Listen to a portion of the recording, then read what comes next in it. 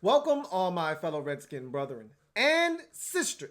It's news that's nightly about the Redskins. Welcome to the Redskins Nightly News. I, of course, am your set man, Louie T. Thank you for joining me. Let's get to tonight's lead story. So the Redskins fall at home to the San Francisco 49ers in what has been dubbed the Mud Bowl. Now, we've seen games with a lot more rain and a lot more mud on the field, but generally we don't get these kinds of contests at FedEx Field. It's been a while since we've seen a game look quite like this in Washington, but the outcome was still what we expected. It just got there in a totally different manner. Again, 9-0 in a game that I thought the defense actually stepped up in. I had a conversation with a Redskins fan that told me I was tripping to think that the defense actually fared well. And then he clarified himself and said, look, I know the defense played better. I'm just frustrated because when we needed a stop at the end of the game, we couldn't get it, which has been a staple and hallmark of any defense coached by Greg Minuski. When the game's on the line and they need to get a stop, especially here in Washington, they haven't been able to do so, and this game was no different. But I'm not going to put that on this defense. You give up 9 points in a game, 3 of which came at the very end for the 49ers to put this thing away officially. 6 points essentially is all the defense gave up for the better part of 3 3/4 quarters of this football game. I'm not going to sit here and put any of this on the defense. They even created a turnover and had opportunities for others. And I talked about that yesterday. I didn't talk about Quentin Dunbar because I didn't think that was an easy interception to make. But he was in a position to make a play on the football, which is what he does on a weekly basis. You'll hear someone gushing about him and where he is as a football player in the pantheon of corners in this league a little bit later on in the show. But I talked about the missed opportunity by Landon Collins. That would have been a really good opportunity because I think if he picks that off, not only is he going to set the Redskins up in a prime position to score, I think that actually would have taken a scoring opportunity off the scoreboard for the 49ers as well. I know it was right prior to halftime. That was a really good opportunity to make a big play. And in conditions like this where it's slick outside and it's wet, you pick a ball off, you get some blockers out in front of you, like Apke on that play. Apke almost went the distance, and you saw the speed of Troy Apke. And again, in a game where there aren't a lot of opportunities for plays to be made, that was an opportunity there, and the Redskins offense failed to take full advantage. But I thought the defense was phenomenal. And I'm not, as a matter of fact, after having a day to kind of let everything soak in, decompress, and comb over the game once again, I'm doubling down on the fact that the defense was outstanding in that football game. The defensive line was phenomenal. I talked about Ioannidis. To me, he was the star of the game. Didn't miss a sack. I would have loved to have seen him get that sack by himself. And Jimmy Garoppolo had some really good scrambles, man. Eluded some pressure. It was slick outside. Not easy to grab the jersey of a quarterback when you're running at full speed, and he's able to avoid you a bit. And it's easy for you to grab a piece of cloth and then slide right off that cloth. And it happened to Redskins defenders a couple of times going after Jimmy Garoppolo. And he was able to elude pressure and create off schedule with his legs and extend some drives. So you got to give him credit for being able to do that as well. He got out of harm's way a couple of times where it looked like he was going to get bottled up and sacked, and somehow was able to pick up either a first down or a gain of 5 when it looked like he should have been sacked for a loss of 7. So got to also give him credit as well. But like I said, the defensive line was outstanding. John Bostic, upon further review, he was really good in this football game yet again. And like I said last week, it's time that I start acknowledging John Bostic. I don't want to because I'm tired of these retreads showing up and the team getting comfortable with their production and not looking for better, a la Mason Foster. But he's actually been really good, and maybe if you surround him with other really good linebackers, maybe he will actually raise his game to the level of those guys. I don't know. Generally, my thought process is when you've played for as many different organizations and franchises as John Bostic has, there's a reason no one has kept you around and felt like you were a good enough player to warrant a contract extension or to be on a roster more than a year or two at a time. He's played for so many different teams already in his young NFL career that I'm thinking there's got to be some kind of defect there, and we just haven't found it yet. But he's been good for this Redskins defense since he's gotten here, and he was good again on Sunday. And then you look at the secondary. I thought they did a really good job of minimizing the damage. Yep, like I said, Apke gave up some plays when he came in when Monte got hurt. And, he was a little soft on some things. But that's because he wanted to keep everything in front of him. And again, he hasn't been out there. He hasn't been in these positions very often. So I wasn't expecting much of him. That play he did on the pick, that play he made, that was an exceptional play reading the eyes of Jimmy Garoppolo, which took him straight to the football. That would have been a completion. All right. That was a touchdown. I think Quentin Dunbar might have been beaten on that play for 6 potentially if Troy Apke doesn't come over. That was a hell of a play. And I don't fault Dunny for sitting on an underneath route on 4th down and 3, and they ended up trying to go for the jugular on a day like yesterday where you expect everything to be pretty much short to intermediate. And when it's 4th and 3, you're looking to play the sticks. He got on a double move and almost had a big play over the top. And Apke, that's what you have safeties for, to erase mistakes that are made by corners. And he was there to clean up a mess. And that was a hell of a play by Troy Apke. And I'm glad to see him getting run and making the most of his opportunities. So defensively, you're not going to get me to badmouth this defense. And no Josh Norman. Again, it was wet outside. I'm not going to sit here and praise and laud Fabian Moreau for being out wide at corner and not giving up anything big. I want to see Fabian Moreau do that when it's dry outside, when the footing is ideal, and now you have a chance to see what he's really all about. I saw some people talking about how Norman didn't play and his defense fared better. Stop, okay? Now, I'm not here to defend Josh Norman, okay? I'm not a Josh Norman guy. I'm not here to defend Josh Norman, but what I am saying is Josh Norman could have done what was done yesterday because of the conditions, all right? So it was good to see Fat Moreau get out there and not give up anything big. Now we're going to have a quick turnaround, Thursday Night Football, maybe the best set of receivers we'll see all season long, with a quarterback that would love nothing more than to tear this team to shreds. I want to see Fabian Moreau do it again, and we may get lucky. Quick turnaround. I think one of their better receivers, Adam Thielen, is dealing with a hamstring injury. He may not be able to go with such a quick turnaround. We may get away with just having to worry about Diggs and the tight ends and Olabisi Johnson, okay? So we'll see how that goes. But to continue to wrap up this 49ers game, I liked what I saw out of the limited ability from from Fab Moreau. But again, I'm not going to run away with that and be overly aggressive in my assessment of his play in this game in terms of wanting to see Josh Norman ultimately benched and moved on from. Got to see more in a situation where it's equal, it's good footing, and he's out there being tested, and I want to see how he does. But I want to see Fat Moreau out wide to really assess what he is, because I think we all feel like he's no longer a credible option in the slot. So we'll see what happens. Anyway, you go to the offense, and that was my biggest problem. I'm not really going to spend a ton of time on the offense from this game because there's nothing really to talk about. The biggest takeaway from the offense is the fact that Adrian Peterson got injured on the play that he fumbled the football. He did take an awkward hit, was bent back, and the ankle got rolled up on.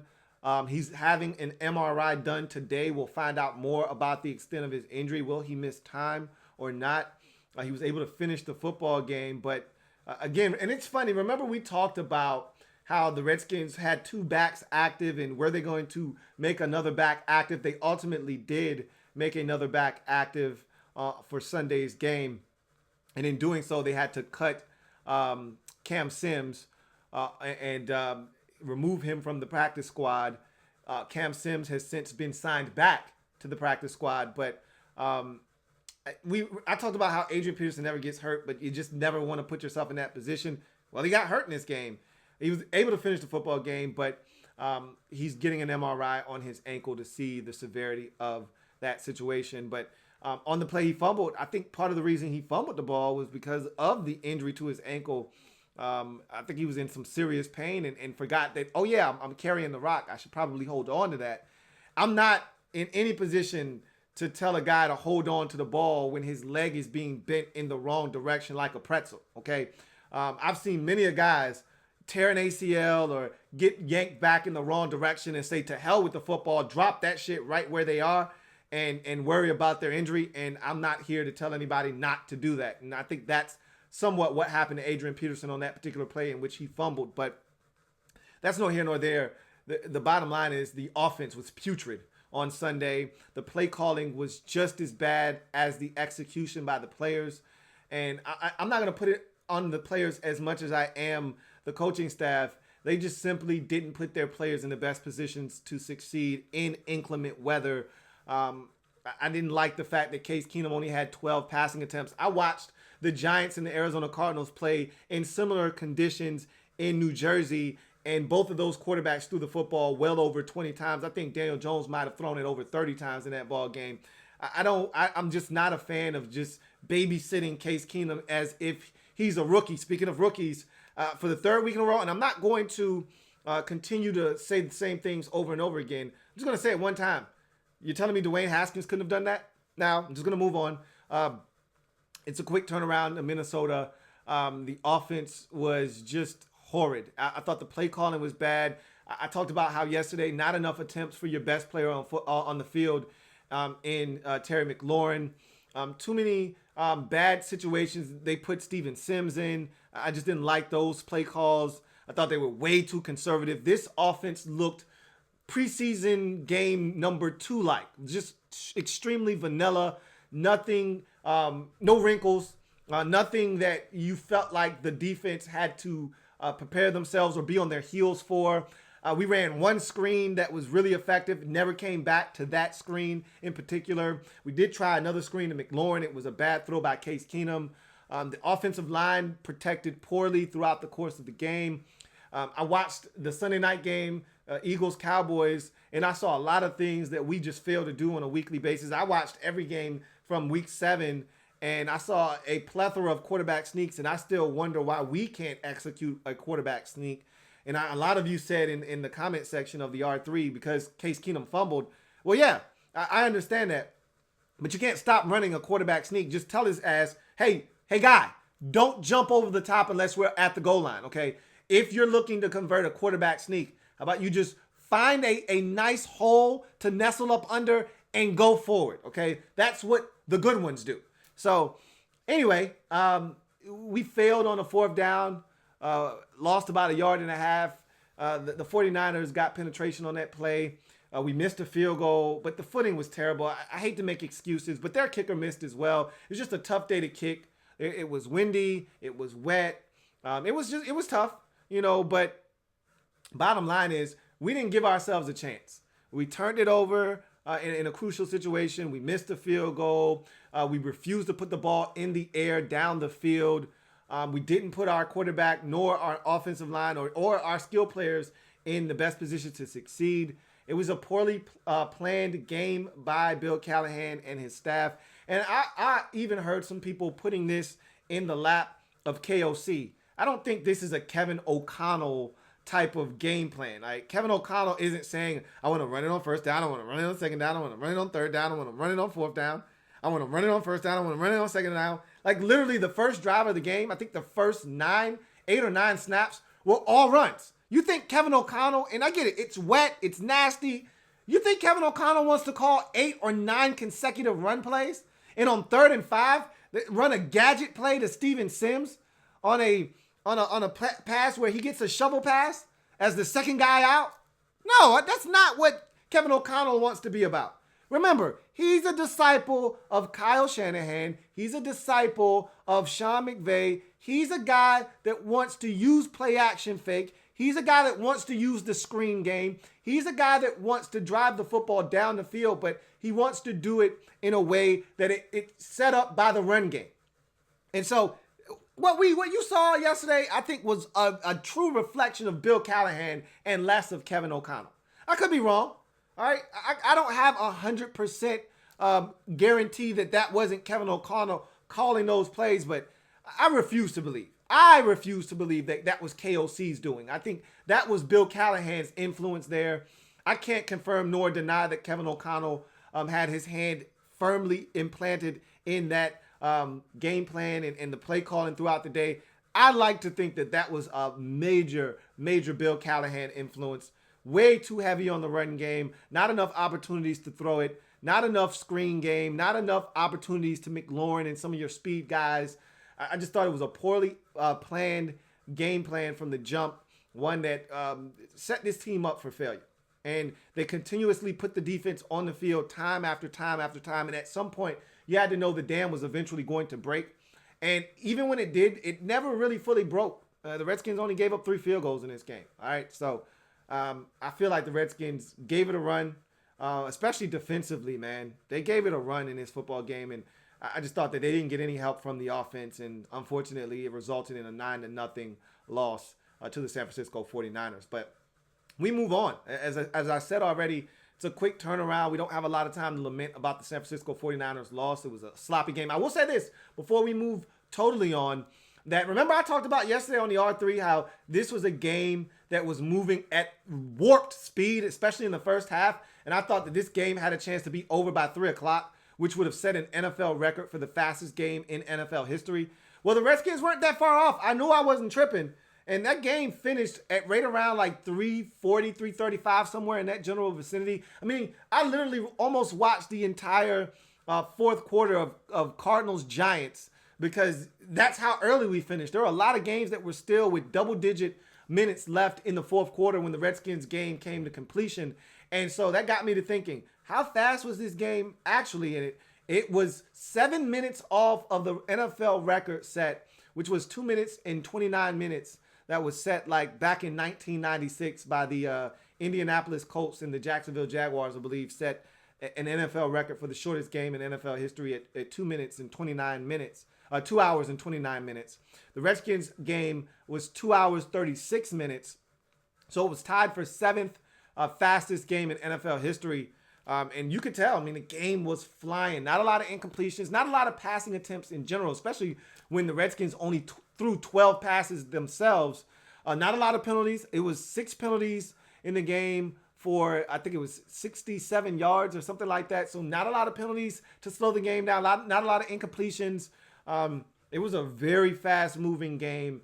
And unfortunately, the Redskins weren't able to come out on top. But in any event, today we heard from interim head coach Bill Callahan in his day after presser.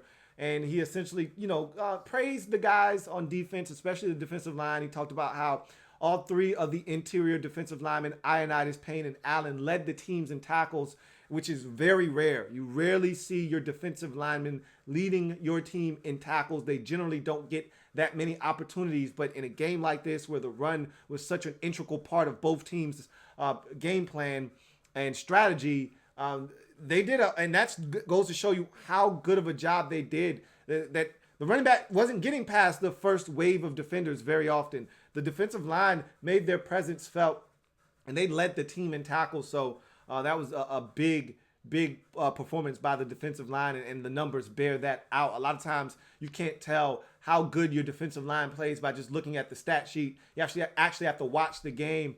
But this was one of those games where you could actually tell that the defensive line was dominant up front, and the numbers actually back that up and bear that out. But Callahan talked about some of the injuries, wouldn't really go into specific details, said that a lot of those guys are getting treatment and getting tests done today, so we'll know more tomorrow. So you didn't get a follow-up on Monte Nicholson. Chris Thompson update really didn't come.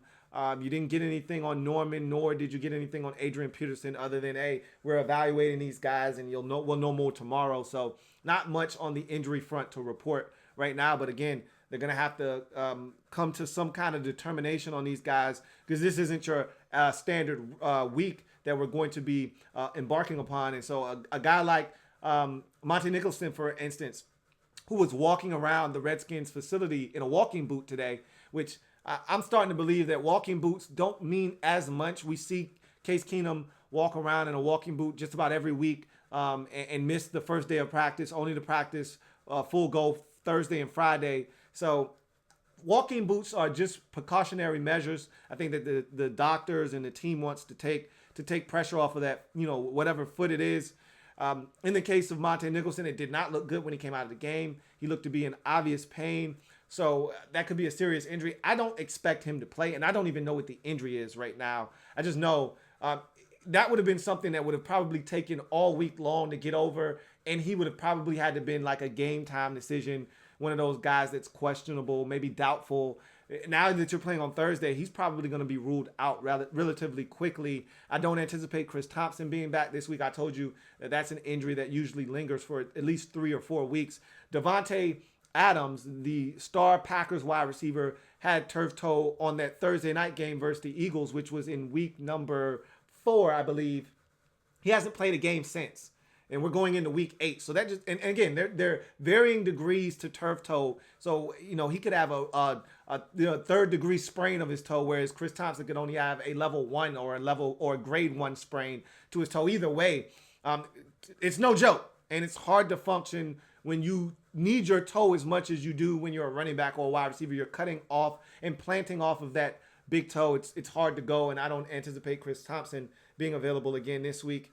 Adrian Peterson, that's going to be a big one because Peterson being out means you're going to be relying on Wendell Smallwood and the Kutztown running back that we had in the preseason. I forget his name, but you guys know who I'm talking about, who they had to bring up to the active roster on Sunday. It could be really rough for the Redskins if they do not have Adrian Peterson available. And it would be a damn shame, too, because I think he was really looking forward to going back to Minnesota. He's been there before in a New Orleans Saints uniform, but he wasn't the feature back then.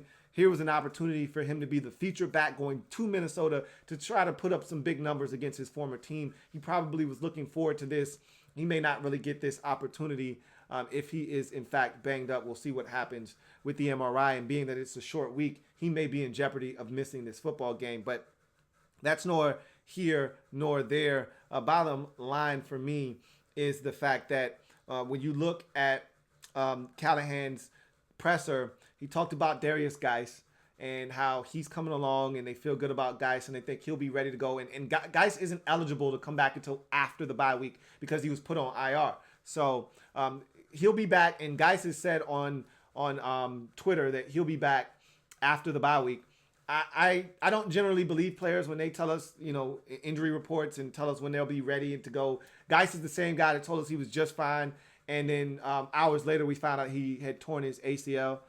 Geis is the same guy that said he was fine after the first game of the season versus the Eagles, said that he went in the blue tent because Mother Nature called and then hasn't played a game since. So I don't generally trust Darius Geis when he says anything other than, I'm feeling good and I'm out here putting in work. I believe him when he says those things. But as far as when he'll be back and ready to rock and roll, I don't put it past him to be ready for the Redskins' first game after the bye week at home versus the Jets. But I'm not holding my breath either.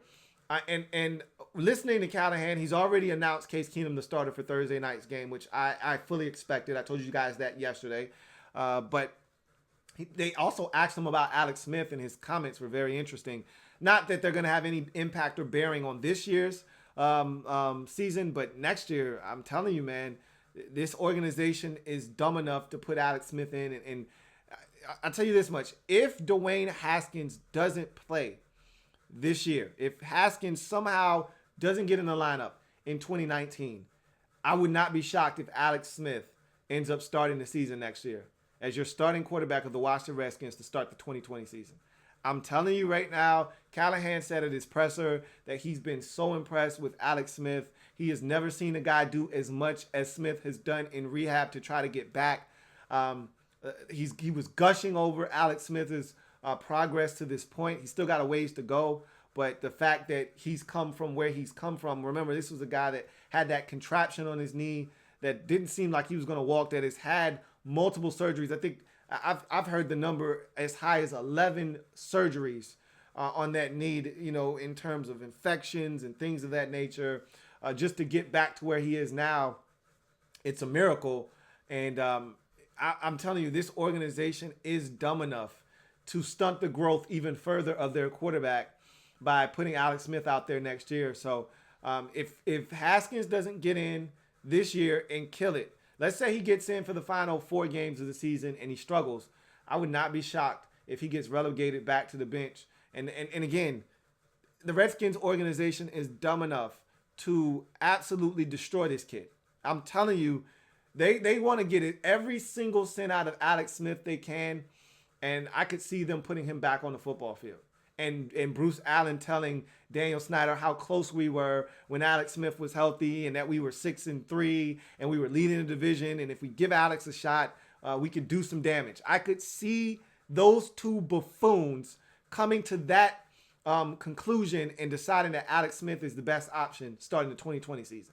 So, again, I'm going to continue to get on my megaphone and scream to anybody, because there are a lot of Redskins fans that have bought the nonsense that this organization is spewing about not putting him out there and needing the situation to be perfect. Oh, you can't put him behind this offensive line, and who's he going to throw the ball to? And you can't be serious. This organization is so bad. You can't put Haskins out there. What are you talking about? What are you talking about? This is not going to be perfect. It's never going to be perfect. All right? The starting five that we started the season with along the offensive line, they're out there. There are no excuses. Put him out there and let him play. I'm looking forward to the first real discussion about him starting coming in week number 9 when we take on the Buffalo Bills. I don't think he's going to start that game. I am now leaning towards week 11, being right after the bye, being the first week where Dwayne Haskins gets a real opportunity to start. I don't like that. I want him to start in week 9 versus the Buffalo Bills, but I'm starting to come around listening to Bill Callahan talk and kind of getting a sense of how these guys think. And their thought process makes zero sense to me. Let's not confuse that. I don't agree with their thought process, but I'm starting to get into the inner workings of their mind and how they think. And I'm thinking they feel like the best opportunity for him is week 11 off of a bye week that gives him an entire week to game plan for the Jets and to implement something that will allow him to be successful. For me, you got 10 days to do that leading up to the Buffalo game. I don't want Haskins' first start to be at home. I would prefer it to be on the road in a hostile environment. I want to see him handle that kind of situation and also take a little bit of the pressure off of him. He's going to need tickets for all kinds of family members if he makes his first start at home. And I don't want him focusing on any of that outside stuff. I just want him focusing on football. So the best way to do that is to have him start on the road. So he doesn't have to worry about ticket requests and who's coming to the game and who's not coming to the game and all of that stuff. Let him focus on football. The best way to do that, start him on the road. And I get it. As I mentioned before, the Bills may be the best defense we see all season long. They're that good defensively. Although New England and San Francisco, they all have something to say about that. But the Bills are right up there in terms of a total team defense and what they do points-wise. But I would love to see Dwayne get in against Buffalo. And here's the reason I think it's the most beneficial is because after that game, guess what you have? A bye week. And guess what you can do over the bye week with Dwayne? You can go over his game tape from week 9 versus Buffalo. And you can see the things he did well, and you can improve upon that. And you can put some more of those things in the game plan for week 11 versus the Jets coming off the bye. And the things that he didn't do well, you can improve upon those as well. You can look at it, you can critique it on film, and it'll give him a reference point from which to start to get better on some of the things that he didn't do well. That's what you're looking for. That's how you grow in this league. You learn from mistakes. All right? Forget about mental reps. They don't help. All right? There's only so much you can do with mental reps. Let's say that there is a 10% increase in terms of getting better that you can have maximum during mental reps. He's already fulfilled his 10% of maximum capacity of mental reps. He can't get any better off of mental reps. He can't increase to 11 or 12 or 15% in terms of his growth in this offense taking mental reps. The only way he's going to get better, he's maxed out his 10%. That's where he is right now. He's at 10%. He needs to play to gain the other 90% of growth and comfortability in this offense in order for him to get there, to be in a state where he feels confident that he can go out and make all the throws, make all the checks at the line of scrimmage. Oh, I saw that blitz in week 10, or I saw that blitz in week 12. So now I know how to make the adjustment and I know where to go with the football. The only way that's going to take place is if he plays.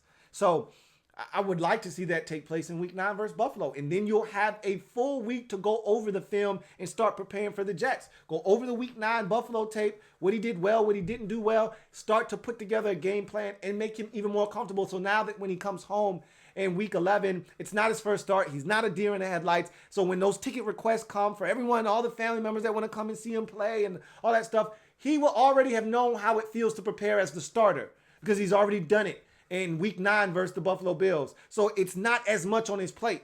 But again, we will see. All right. We'll see what the Redskins decide to do. I'm leaning towards them waiting until week 11 versus the Jets. And you know what? If that does happen and we get Geis back in week 11 and McLaurin's out there, we'll start to maybe see what this team is going to look like in the future. And we're hoping that Geis can stay healthy moving forward. You know, there have been backs in this league that started off with injury-plagued careers, and then they just stayed healthy. Let's hope that Darius Geis becomes one of those guys, because I watched last night's game, and I already knew all of this, but watching Saquon Barkley, watching Ezekiel Elliott, watching Miles Sanders, and what the Eagles have, this division is littered with talented young running backs and talented young quarterbacks. Even Daniel Jones, I watched that game versus Arizona in the rain yesterday. I was impressed, man. And you know, looking at his numbers doesn't do him any justice. There were some drops in that game. He was really impressive. Everyone in the division has young, talented players except us at those key positions. We just got Terry McLaurin right now. And when you look at the Redskins, we don't have a running back that we can count on right now that's young, that's talented. We don't have a quarterback right now that's young, that's talented. Everybody else in the division looks like they're trending upward. We need to get our piece of the pie. And so we got to get these guys on the field, and we got to see what we really have. Or else we need to go back to the drawing board. If Darius Geis is an injury-plagued football player that can't give us what we need, then maybe we need to start looking in the draft potentially at guys that can help us at the running back position. So I'm anxious to see what the decision-making process will be after Week 9's or 8's performance versus Minnesota and what they decide to do moving forward. But in any event, Callahan pretty much talked about how the offense he talked about practice and how guys have to learn how to practice at full speed, going against one another without hitting each other, without, landing on each other and falling to the ground, that kind of thing. I wanted him to talk about how they can be better on offense, because that was trifling. That game, watching that game plan, if he thought that was a good idea, he needs to wash his face and get his damn mind right. That game plan was trash from the jump. You know, the first possession, we moved it down the field, and I said, if they think they're going to score against San Francisco by just running the football, they're sadly mistaken. At some point, this drive is going to bog down, and it did. And even if there wasn't a Brandon Sheriff holding penalty, it doesn't matter. You know, they're going to stop us on first and second down, and it's going to be 3rd and 7 eventually at some point, and you're going to have to throw it. So, and I knew that time would come, and it did. In the game, the play call for that particular play, a shovel pass to Steven Sims, just god awful. So anyway, that's going to do it for us today on the Redskins Nightly News. I told you guys on Friday, I tweeted this out, that there was a piece of audio from the Junkies program on 106.7 The Fan, where they had ex-Redskins, ex-49ers, and they were talking to him because he played for both teams. He spent a bulk of his career in Buffalo as a rookie, then moved on and probably played his most productive years in the league in San Francisco, and then came and finished up his career in Washington. And they talked to Dante Whitner. If you remember, he was here about a good 4, maybe 5 years ago on this roster, tail end of his career, only here for a year. But he had some really, really gut-wrenching things to say. I mean, he tore the Redskins organization and Jay Gruden and some of the players and coaches a new asshole. And I thought it was some really good audio. I mean, some really insightful. And these aren't things that we didn't already know. These were things that we probably thought, but it's good to hear from someone that actually experienced it and what they have to say. And so I told you guys, and I tweeted this out, that I was going to provide you with the audio. Most of you have already heard this, but for some of you who haven't, I'm going to play that audio for you so you have a chance to hear what Dante Whitner had to say about his 1 year here in Washington, how he felt about Jay Gruden, how he feels about Greg Minuski, Perry Fuel when he was here, Josh Norman, he had some things to say about him, and accountability. And so I'm going to play that audio for you here in a second. I just want to leave you with this. Chris Thompson was interviewed and was asked about Dwayne Haskins and does he think Dwayne would be ready if given the chance to start. And Chris Thompson pretty much, and I'm paraphrasing, said, yeah, I believe he would be ready to start. And I think you can't get better in this league unless you play. And I think the young kid's ready to play. So for the notion out there from everybody that keeps saying he's not ready to play, and I don't know if you heard the soundbite from Dwayne when he was asked last week about the notion that's out there that he's not ready to play. Dwayne said, that's garbage. That's nonsense. Because I pride myself on reading NFL defenses and preparing myself to play. And so this whole notion that I'm not ready, that's ridiculous. That's pretty much what he said out of his mouth. And I know the kid is chomping at the bit, ready to play. And the Redskins think they're doing him some type of favor by not playing him. They're not. They're actually doing him a disservice and an injustice by not putting him out on the football field. And hopefully after this Minnesota ass whooping takes place and Case Keenum throws 2 interceptions and we lose this game 34-10, maybe some changes will come and we'll see Dwayne Haskins finally start as Washington Redskins head coach. Anyway, I won't hold my breath for that. And this has been the Redskins Nightly News. I'm your man, Louie T, signing off. I'm going to leave you guys with this Dante Whitner audio from Friday on the Junkies program, 106.7 The Fan.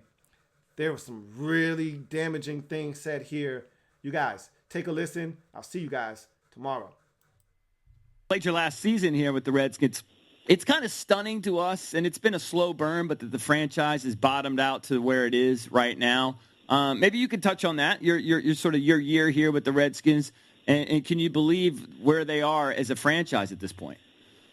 Well, it's not hard to understand why they are where they are right now. And I'm going to give you one little story about Jay Gruden, and this is when I lost all respect for Jay Gruden. Last game, Chicago Bears of the regular season when I was there, did my best to play hard. We were going into the playoffs, playing the Chicago Bears, winning the game. I almost tear my quad. Mm-hmm. So from what I hear from some of the guys on the sideline, he asked, who was that out there on the ground? He's like, they like, it's Whitner, coach. He's like, well, let's get him up so we can get this game over with. Don't you ever. No, really. That shows that you have no respect for your players. Guys is out there putting their bodies and, right. Well-being on the line for you and for you to make that comment, and I know that you made it. It's the reason that you're fired. It's the reason that your players quit on you, because you don't know how to be a people's person and how to coach and lead men. There's guys that know how to lead men, and there's guys that don't know how to lead men, and he should just be a coordinator. He's not a leader of men. Well, who was your best coach during your career that was a true leader of men? Vic Fangio, Jim Harbaugh. They really knew how to lead men, and they really knew how to teach the game of football, right? You have the coaches in the Redskins facility, like Perry Fuel and a lot of those guys. They don't know how to teach football. I know more about football than Perry Fuel and a lot of those defensive coordinators than Greg Minuski, right? I know more about the game of football in the secondary and these different things. Like, these guys are just friends of the coaches. A lot of these coaches are just hiring their friends. They're not hiring the best teachers and giving people an opportunity to come in, teach the guys, teach them why you're teaching them what they're teaching them, and then let them go on and have success on the football field. If everybody just continue to hire their friends, the NFL is going to continue to suffer like this. It's going to continue to be a disparity between the great teams and the bad teams in the NFL. Joined by Dante Whitner, 49ers analyst for NBC Sports Bay Area, also played here for the Redskins. Did a lot of your teammates in that locker room feel the same way that you do, obviously, about Jay Gruden, that he wasn't a great leader? Because the report on him always is player-friendly. Yeah, but he was one of those guys that, smile in your face and talk behind your back, and you can feel it. It doesn't take much. It doesn't take, a spirit animal to understand that. Right? And these guys have been playing for him for years. I was only there for a few months, but I was a lot older than these guys, so I can pick up on those things. And a guy that taught me how to do that and taught me about Perry Fuel is Troy Vincent. Troy Vincent, when I was in Buffalo, he pulled me to the side and told me, listen, you see how Perry doesn't come in when we lose football games? And this was the defensive back coach in Washington when I was there. Right. And Troy Vincent came in and said, you see how he doesn't come in and say anything to us when we lose, shake anybody's hand, check and see if we're all right. Watch when we win. So we go and win a game. This is for the Buffalo Bills. And here comes the field. Oh, guys. Oh, everything is great. Troy Vincent taught me that when I was a young player in Buffalo, right? Number 8 pick overall. So once I ended my career and I got around those guys again, it doesn't really care about their players. I was able to witness it and let the players know. Talking to Dante Whitner, was part of the 2016 Redskins. Now, at that point, Greg Minuski was just a linebackers coach. What were your impressions of Minuski? Not very positive, apparently. Yeah. Was he the linebackers coach then or defensive line? He was outside linebackers coach. You also had Kirk Oh, yeah. He's pretty much defensive line. You know, a lot of these defensive linemen, coaches, they know their position. They know how to teach defensive linemen to shoot a gap or run a scheme. They don't know how to tell linebackers to teach them the basics and the details and the intricacies of a linebacker position, or put a detailed scheme together to go out and face a guy like Tom Brady, or know how to disguise against a guy like Tom Brady. If you put Greg Minuski in a room and said, teach me how to disguise a cover 3 and make it look like a cover 4 and make Tom Brady believe it, or show me a Tampa 2 or that looks like a single high coverage and manipulate Tom Brady or Aaron Rodgers, he would not be able to do that. He would not be able to do it. So how can you be a defensive coordinator if you don't know how to manipulate the best minds in the NFL? You can't be. How do you You're know gonna he get doesn't know how to destroyed. do that? I'm not questioning. I Because just like they to know haven't been details. doing it. Say When again? I watched the film, Yeah. when I watched their film, I watched all the games this year. Yeah. They're not doing it. The safeties aren't showing certain coverages. I can look at the film and tell exactly what coverage they're playing every time. Why is that? And I'm an outsider. Yeah. It's so vanilla. So you is think what these you're saying. quarterbacks, hold on, you think these quarterbacks that study this for a living for the last 40 years, 30 years, Tom Brady, can't just cut the film on and tell you exactly what coverage they is? Right. I'm sure we see Tony Romo Okay, do it guys. every week on the broadcast. Exactly. But Tony Romo, he's not fooling anybody either. All he's doing is going to the practices and taking the plays throughout the week and then go on TV like he's God. He's not doing anything special. I'm a quarterback for the past how many years? And then I can go with CBS, go to the practices, and I can look at it from the sideline, write a couple of notes down in my notebook, and then see a motion or what side of the field you're in, and then go on TV and speak it like you're like the holiest guy in the world. You're not predicting anything. You're not fooling anybody. What about the personnel that you see when you watched all their games? Personnel, I think they have a lot of young receivers. I like McLaurin. Mm-hmm. You know, and he's out of Ohio State. I have to root for him, but really, you know, he's the real deal. He's used to going up against NFL talent at Ohio State Right. every day in practice, right?